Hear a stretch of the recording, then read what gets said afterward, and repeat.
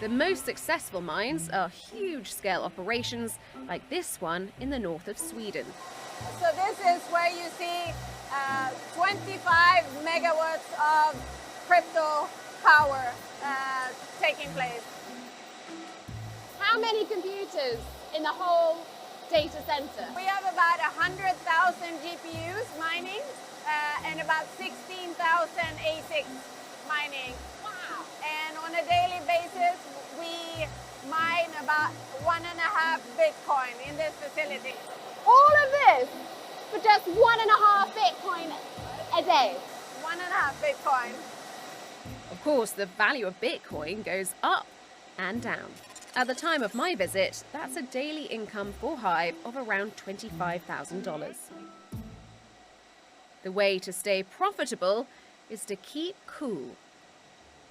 Blasting out of mining machines is so much heat. Oh, it feels so nice.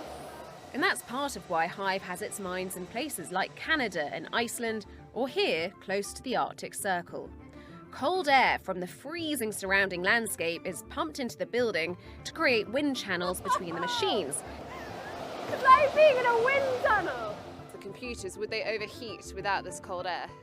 They would. And the more efficient your computer is, the more likely you are to be able to solve the algorithm and solve the block and earn that Bitcoin.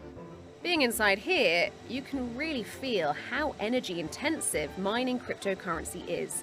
And that's one of the great controversies of the industry. But Thornblad has an answer to that. Wow, this is where all the energy comes from. This is the Boden vattenkraftverk, or the Boden hydro plant. So I think from the outset of Hive's strategy, this was one of the main pillars, to always mine with renewable energy.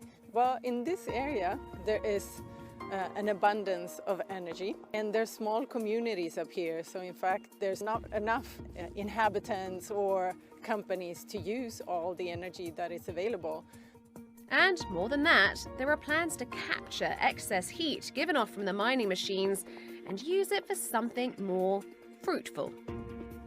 In the spring, we're building a huge, big greenhouse just at the back of our data center. So we will have tomatoes and cucumbers grown all year round in the very north of Sweden. Bitcoin grown food. It's like crypto cucumbers. A crypto cucumber.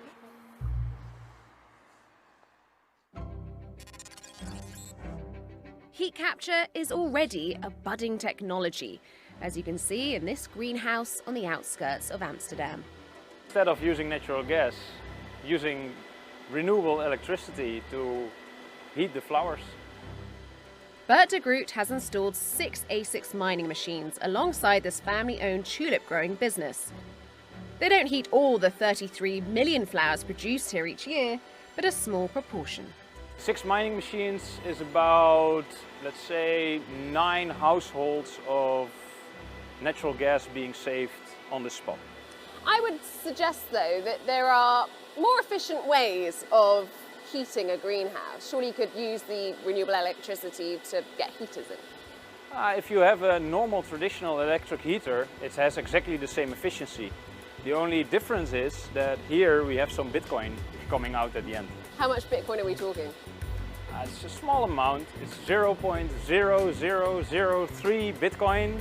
0.0003 Bitcoin Per day, per machine. While mining is energy intensive, if the heat can be captured and used for good, at least here in the Netherlands, there is hope for a greener future for digital money.